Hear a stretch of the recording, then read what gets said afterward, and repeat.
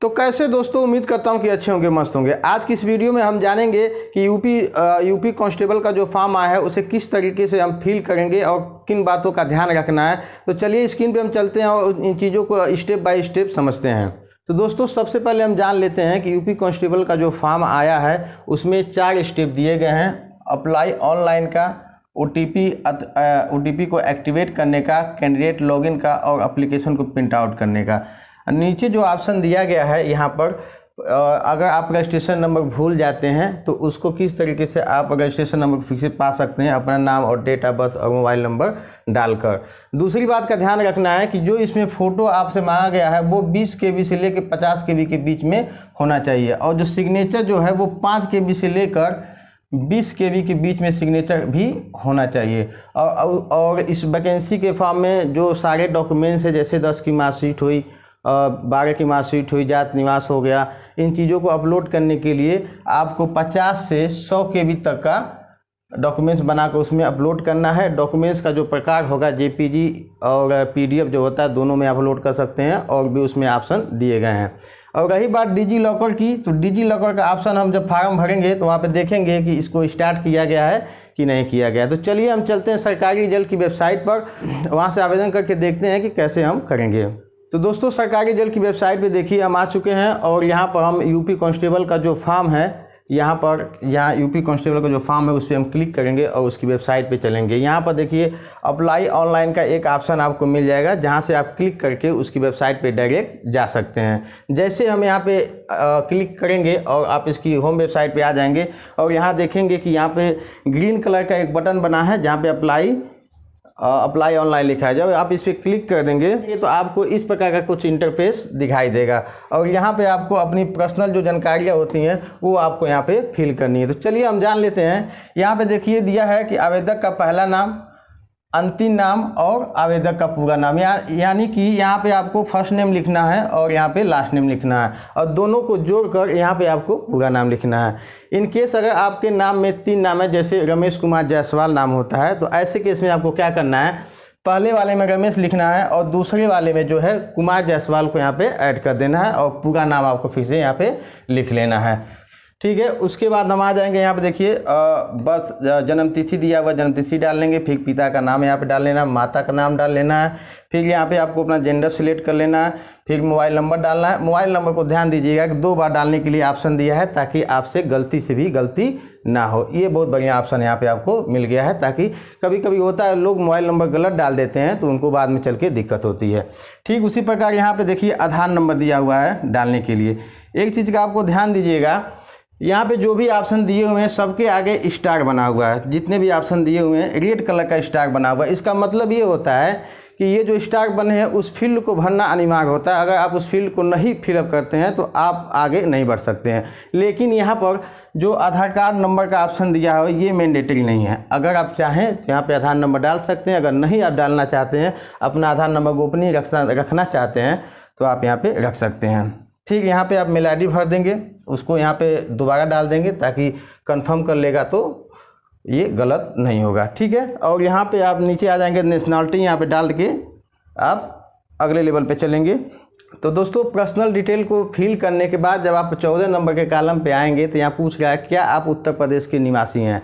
तो यहाँ पर देखिए दिया हुआ है यस या नो का ऑप्शन। जब आप इसको यस करेंगे तो एक कॉलम नीचे आपका बढ़ जाएगा जिसका नंबर है 14A और यहाँ पे ये स्पष्ट रूप से आपसे पूछ रहा है कि जो वैकेंसी में आपको छूट दी गई है, 3 साल का छूट जो अलग से मिला है और जो 5 साल ST और OBC वालों को मिलता है, ST SC और OBC वालों को मिलता है, उस छूट के बारे में पूछ रहा है क्या आप इस छूट को लेना चाहते हैं। तो यहाँ पर जब आप सिलेक्ट करेंगे तो यहाँ पे यस जब आप करिएगा तो आपको नीचे यहाँ ऑप्शन दिखाई देगा निवास प्रमाण पत्र आपसे मांगेगा। पहली बात, यदि आप जनरल कैटेगरी से हैं, तो यहाँ पे जब आप नो कर देंगे तो आपसे यहाँ पे जात और निवास जो है नहीं मांगा जाएगा, यानी जनरल वालों के लिए जात निवास जो है अनिवार्य नहीं है। जब आप इसको यस कर देंगे कि आप छूट लेना चाहते हैं, यानी कि आप SC ST या OBC कैटेगरी से आते हैं, जब आप यस करेंगे तो यहाँ पे कॉलम खुल के आएगा 14B कॉलम है और यहाँ पे आप देखिएगा कि ये पूछ रहा है कि निवास प्रमाण पत्र आपने बनवाया है। तो यहाँ पे देखिए 4 ऑप्शन दिए गए हैं कि कौन बनवाता है। तो दोस्तों मैं आपको बता दूं, निवास प्रमाण पत्र जो होता है वो एसडीएम के द्वारा बनता है। तो यहाँ पर आप देखेंगे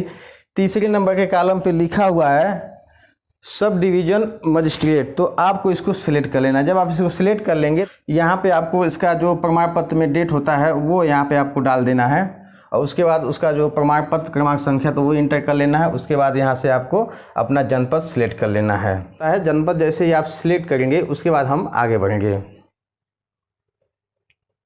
ठीक है। अब यहाँ पे देखिए, यहाँ पे 4-5 ऑप्शन दिए हैं जिनको आपको ध्यानपूर्वक से पढ़ लेना। देखिए यहाँ दिया है कि क्या आप स्वतंत्रता सेनानी के आश्रित हैं। अगर ये आप आश्रित रहेंगे तो आप वहाँ पे यस करेंगे, और जो भी ये 4 ऑप्शन दिए गए हैं इनको आपको पढ़ लेना है। ज़्यादातर ये ऑप्शन नो ही होता है, लेकिन कुछ लोगों के पास फ्रीडम फाइटर का सर्टिफिकेट मिला रहता है तो वो इसका लाभ लेते हैं। तो चलिए हम यहाँ पे सारे ऑप्शन को नो करेंगे, उसके बाद हम आगे बढ़ेंगे।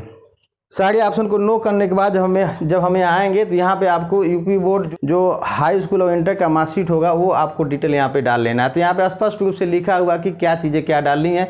तो यहाँ पे बहुत ज़्यादा हम समझाने की कोशिश आपको नहीं करेंगे, लेकिन एक बात जान लीजिएगा। यहाँ देखिए क्वालिफिकेशन दिया हुआ है और बोर्ड का नाम, उत्तरी का महीना, यहाँ महीना और वर्ष सिर्फ लेगा, तारीख नहीं लेगा। और यहाँ पे परिणाम स्थिति यानी यहाँ क्लिक करेंगे तो यहाँ पास का ऑप्शन आएगा, वो डाल देंगे। अनुक्रमांक यहाँ डालना है, और सर्टिफिकेट के ऊपर एक प्रमाण पत्र क्रमांक संख्या होता है। देखिए सीबीएसई बोर्ड का जो रिजल्ट होता है और जो यूपी बोर्ड का रिजल्ट होता है दोनों में अलग अलग होता है। तो इस चीज़ को ध्यान से सर्टिफिकेट में देख के इस वाले ऑप्शन में आपको फिल करना है। यहाँ पर दिया हुआ है कि अगर आपके पास ओ लेवल का सर्टिफिकेट है तो आप उसको यहाँ पे यस कर देंगे, अगर नहीं है तो नो कर दीजिएगा। और यहाँ पूछ रहा है कि क्या आपने अपने जीवन काल में 2 साल ट्यूटोरियल आर्मी में काम किया है या फिर उसकी सेवा उसमें सेवा लिए हैं, तो आप यहाँ पे इसको यस करेंगे, नहीं नो कर देंगे, ठीक। यहाँ पे देखिए नीचे ये जो दिया है एनसीसी सर्टिफिकेट, जिस बच्चे के पास एनसीसी 20 सर्टिफिकेट है वो इसको यहाँ से यस करेगा, तो उसे उसमें 0.5 ऐसे करके कुछ उसका परसेंटेज जिसमें उसे छूट दी जाएगी, ठीक है। उसके बाद हम नीचे आएंगे तो यहाँ पर आप देखेंगे कि एड्रेस का कॉलम है, और एड्रेस का कॉलम एकदम सिंपल बनाया गया है जिसमें बहुत ज़्यादा दिक्कत नहीं है। आप इसको भर के, और यहाँ इसको भरने के बाद जो ये बटन है, यहाँ भरने के बाद जो ये बटन है ग्रीन कलर की, आपको इस पर सबमिट करना है। जैसे ही आप सबमिट करेंगे आपके ऊपर एक पेज खुलेगा जिसमें आप अपनी सारी जानकारी को जो है चेक कर पाएंगे। तो चलिए जो चीज़ें हमने आपको समझाया हम उसे फिलअप करके आपको, हमने एक फॉर्म फिल किया हुआ है उसे आपको दिखाते हैं। तो देखिए यहाँ पे जो मैंने फॉर्म फिल किया हुआ है उसकी मैं एक वीडियो आपको दिखा रहा हूँ जहाँ स्पष्ट आपको पता चलेगा कि कैसे कैसे क्या भरना है। आप यहाँ पे देख सकते हैं हमने जो फॉर्म फिल किया हुआ आपके सामने दिखाई दे रहा है, और इस फॉर्म को फिल करने के बाद लास्ट में नीचे जो सबमिट की बटन आएगी हम वहाँ पे समझेंगे, और उसके बाद वहाँ पे जब हम नेक्स्ट होगा तो हम देखेंगे जो पेज ओपन होगा उसको समझा जाएगा।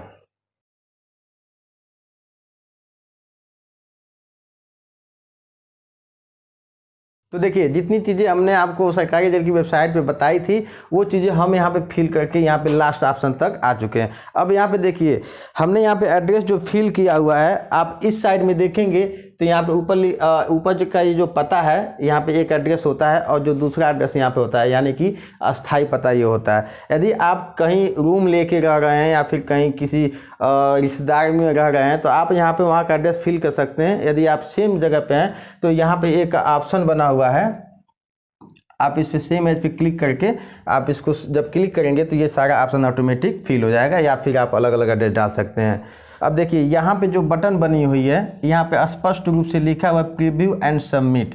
इस पे क्लिक करने का मतलब ये है कि आपको एक फॉर्म का प्रीव्यू दिखाया जाएगा जिसमें आप सारी डिटेल अपनी चेक करेंगे। तो चलिए हम इस पर क्लिक करेंगे। जैसे क्लिक करेंगे देखिए यहाँ पे से आपसे एक कैप्चा कोड यहाँ पे मांग रहा है। कैप्चा कोड डालने के बाद हम यहाँ पे इस बटन पे क्लिक करेंगे। जैसे ही क्लिक करेंगे आपको फॉर्म का प्रीव्यू दिखाई देगा। देखिए जैसे ही आप प्रीव्यू वाले ऑप्शन पे क्लिक किए हैं और आपका एक प्रीव्यू बन के यहाँ पे आ जाता है, जहाँ से आप अपने जो डिटेल होती हैं उन डिटेल को चेक करते हैं कि हमने जो फिल किया हुआ है कहीं हमसे मिस्टेक तो नहीं हुआ है। और पूरा ये फार्म आपको स्क्रॉल कर लेना है। स्क्रॉल करने के बाद जब नीचे जाएंगे, ये सारी डिटेल चेक करने के बाद आप नीचे आएंगे तो कुछ यहाँ पे छोटे छोटे बॉक्स बने हैं और इसमें इनकी शर्तें लिखी हुई हैं। इसको डिक्लेरेशन या टर्म्स एंड कंडीशन बोला जाता है। तो आपको ध्यान से इसको पढ़ लेना है और सारे ऑप्शन पे क्लिक करना। उसके बाद यहाँ पे कैप्चा कोड जो होता है, ये जो हर जगह कैप्चा कोड आता है ना, इसको यहाँ पे फिल करना है। और फिल करने के बाद यहाँ पे आप देखेंगे बटन जो बनी थी उस पर आप सबमिट करेंगे तो आपका जो रजिस्ट्रेशन होगा वो सबमिट हो जाएगा और यहाँ पे आपको एक रजिस्ट्रेशन नंबर मिल जाता है। अब क्या करना है, रजिस्ट्रेशन नंबर को यहाँ पे एक्टिवेट थॉट OTP करना है। जब ये रजिस्ट्रेशन नंबर आपको मिलता है ठीक उसी समय आपके मोबाइल पे रजिस्ट्रेशन नंबर के साथ एक 4 अंक का OTP जाएगा। जब आप वहाँ पे रजिस्ट्रेशन हो जाता है उसके बाद आपसे आपका जो रजिस्ट्रेशन नंबर जो पासवर्ड होता है, जो रजिस्ट्रेशन नंबर आया है उसे एक्टिवेट करने के लिए देता है OTP के माध्यम से जो आपके फ़ोन पे आया होता है। यहाँ पे हम अपना रजिस्ट्रेशन नंबर और डेट ऑफ बर्थ डालकर और जो मोबाइल पे कोड आया है उसको डालकर यहाँ से कैप्चा कोड डालेंगे और फिर यहाँ पे एक्टिवेट करेंगे। जैसे एक्टिवेट करेंगे आप देखेंगे कि यहाँ पर एक पॉपअप खुल के आता है जहाँ पे लिखा है योर रजिस्ट्रेशन इज एक्टिवेटेड, यानी कि आपका रजिस्ट्रेशन नंबर जो है एक्टिवेट हो चुका है। एक्टिवेशन के बाद आपको लॉगिन करना है। यहाँ पे आपको रजिस्ट्रेशन नंबर और डेट ऑफ बर्थ डालना है और डेट ऑफ बर्थ डालने के बाद कैप्चा कोड डालना है। उसके बाद आपको लॉगिन बटन पे क्लिक करना है। जैसे ही आप लॉगिन बटन पे क्लिक करेंगे, देखिए यहाँ पे आपको पेमेंट पेज मिल जाएगा और यहाँ पे आपको स्पष्ट रूप से लिखा हुआ है कि यदि आपने पहले ही भुगतान कर लिया है या जैसे आप इस पेज पे आए इसके बाद आप पेमेंट करेंगे और पेमेंट आपका कट जाता है, जैसे मान लीजिए पैसा आपका कट गया लेकिन दोबारा से आप लॉगिन करें फिर से आपको यही पेज दिखाई दे रहा है, तो यहाँ पे आपको इस चीज का ध्यान देना है कि स्पष्ट रूप से यहाँ पे आपको वार्निंग दी गई है। यहाँ पे आपको स्पष्ट रूप से वार्निंग दी गई है कि आप जो है दोबारा पेमेंट नहीं करेंगे और उसके लिए 2 दिन का इंतजार करेंगे। अगर आप दोबारा पेमेंट कर देते तो आपका नुकसान है, इसमें गवर्नमेंट का या फिर यूपी पुलिस प्रोन्नति बोर्ड का कोई नुकसान नहीं है। ठीक है, उसके बाद जब आप पेमेंट पे आप क्लिक करेंगे तो यहाँ पे आपको पेमेंट का ऑप्शन दिखाई देगा। में ये चीज बताई गई थी कि पेमेंट करने के लिए आपके पास कई माध्यम होंगे, जैसे नेट बैंकिंग हो गया, यूपीआई हो गया, क्रेडिट कार्ड हो गया, डेबिट कार्ड हो गया। लेकिन इन्होंने यहाँ पे आपको क्या ये आपको यहाँ पे क्या देगा, 2 ऑप्शन सिर्फ दे गए, एक इंटरनेट बैंकिंग और दूसरा यूपीआई, पेटीएम, फोन पे, गूगल पे, व्हाट्सएप पे, फलाना पे, जो भी है यहाँ पे 2 ऑप्शन मिल गया। देखिए सब लोगों के पास इंटरनेट बैंकिंग उपलब्ध नहीं होता है, ज्यादातर लोगों के पास कार्ड होता है, क्रेडिट कार्ड होता है, लगभग सबके पास होता है। लेकिन यहाँ पर जो है कि इंटरनेट बैंकिंग जो है सबके पास नहीं होता, तो आप उस केस में क्या करेंगे, यूपीआई के माध्यम से पेमेंट करेंगे। इस वाले ऑप्शन पे आपको क्लिक करना है। इस वाले ऑप्शन पे क्लिक करेंगे, यहाँ पे आप क्यूआर कोड पे क्लिक करेंगे और पे नाउ पे क्लिक करेंगे तो आप देखेंगे कि आपकी स्क्रीन पे एक बारकोड बन के आएगा। देखिए यहाँ पे एक बारकोड बन के आता है, यहाँ पे आपको बारकोड दिखाया जाता है और इस बारकोड पे आपको अपने यूपीआई से स्कैन करना है और इसको पेमेंट करना है। और यहाँ पे टाइमिंग चलता है, जब आप पेमेंट कर देंगे तो 10 सेकेंड, 5 सेकेंड, 15 सेकेंड, 20 सेकेंड जो भी समय लेता है और ये पेमेंट सक्सेसफुल हो जाता है। और यहाँ से पेज जो है ऑटोमेटिकली जो है रीडायरेक्ट होके बैक हो जाता है। तो चलिए हम पेमेंट कर चुके हैं, अपडेट करते हैं।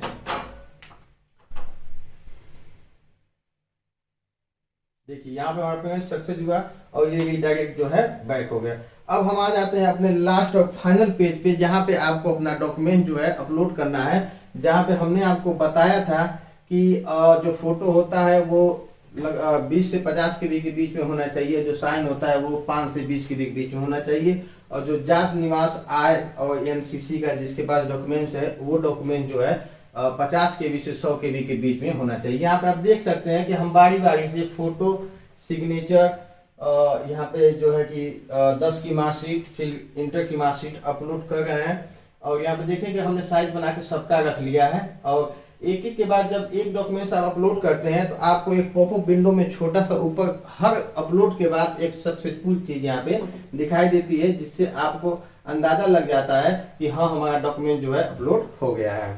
ठीक है, अब देखिए यहाँ पे डॉक्यूमेंट्स अपलोड करने के बाद जब हम नीचे पहुंचेंगे, देखिए जब हम यहाँ पे अपलोड करने के बाद जब इसको सबमिट बटन पे क्लिक करते हैं तो हमारा फॉर्म जो है सबमिट हो जाता है और कुछ इस प्रकार का यहाँ पे पेज आपको दिखाई देता है।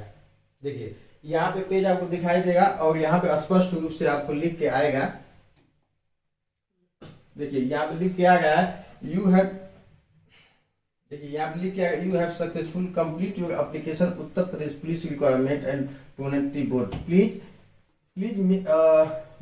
Mention your registration number and all your future, मतलब कि भविष्य के लिए आप इस जो रजिस्ट्रेशन नंबर को नोट कर लें।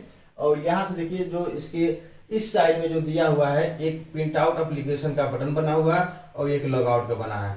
आपको इस लॉग आउट वाले पे नहीं क्लिक करना है, आपको इस वाले बटन पे क्लिक करना है। जब आप इस वाले बटन पे क्लिक करेंगे तो आपका जो फॉर्म भरे हुए हैं वो जो फॉर्म का जो पूरा प्रिंट आउट होता है आपकी स्क्रीन पे इस प्रकार से कुछ आपको दिखाई देगा। और यहाँ से नीचे आप एक प्रिंट आउट का बटन बनेगा, वहां से प्रिंट आउट कर सकते हैं। तो दोस्तों आपने देखा कि हमने यूपी पुलिस कांस्टेबल की जो भर्ती है हमने आपको एक वीडियो के माध्यम से भी समझाया और डायरेक्ट सरकारी रिजल्ट पे जाके भी वहां से समझाया कि किस प्रकार से कौन सा ऑप्शन आपको मिलेगा और वहां पे क्या आपको भरना है।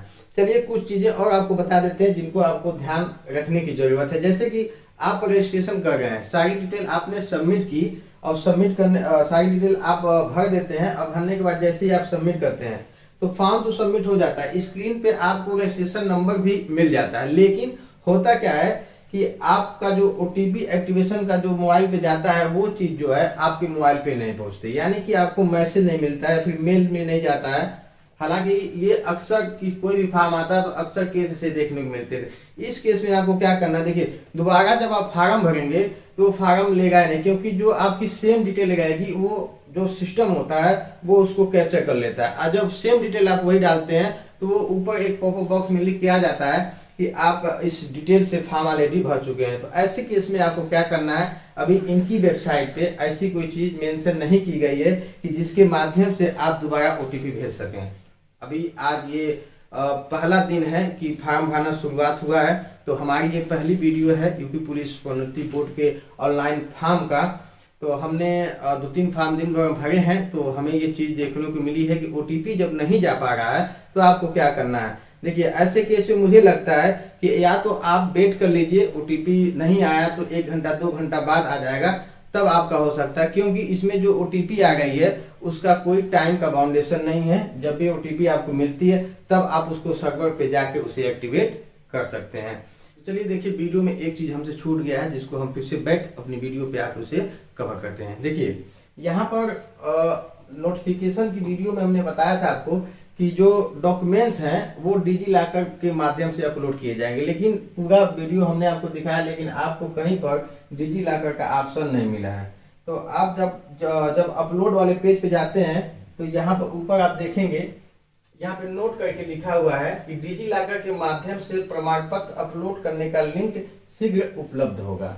यानी कि ये लोग अभी तक डिजिलॉकर से इस फॉर्म को, जैसे होता है ना कि टाई अप करना, टाई अप नहीं कर पाए हैं। जहाँ से ये डिजिलॉकर से जो लोग डिजिलॉकर यूज करते हैं, जिन्होंने अपना डॉक्यूमेंट्स वहां से भरा हुआ है और वहां से जो डॉक्यूमेंट्स जो है वहां से ये लोग अपलोड कर पाए। तो अभी यहाँ पे ये अभी पहला दिन है, अभी ये लिख के आ रहा, हो सकता है कि 2 दिन 4 दिन बाद ये लिंक जो है एक्टिवेट हो जाए। तो आप यहाँ से अपनी 10 की मार्कशीट, जो 12 की मार्कशीट, यहाँ पे देखिए फोटो तो आपको मैनुअली अपलोड करना होगा और सिग्नेचर, लेकिन ये जो डॉक्यूमेंट्स आपका है वो चीज आप डिजिलॉकर से अपलोड कर सकते हैं। लेकिन अभी तक इनका लिंक जो है अभी ये पेंडिंग में रखे हुए हैं और इन लोग का काम इतना स्लो है कि अब आपसे क्या कहा जाए। पूरा फॉर्म स्टार्ट हो चुका है, लगभग कई लाख फॉर्म भरा चुके होंगे, लेकिन अभी तक ये डिजिलॉकर जो है एक्टिवेट नहीं हुआ है। तो जब फॉर्म भराने जाइए तो अपना डॉक्यूमेंट जो है फिजिकली लेके जाइए, क्योंकि इनका भी कोई भरोसा नहीं है कि डिजिलॉकर कब ये एक्टिवेट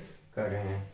तो दोस्तों आई होप कि ये वीडियो आपको पसंद आई होगी। अगर ऐसी वीडियो आपको पसंद आती है तो हमारे चैनल को लाइक सब्सक्राइब करके रखें। मैं ऐसी ही टेक्निकल संबंधी वीडियो बनाता रहता हूँ। चलिए फिर मिलेंगे एक नए वीडियो में नए टॉपिक के साथ, तब तक के लिए नमस्कार।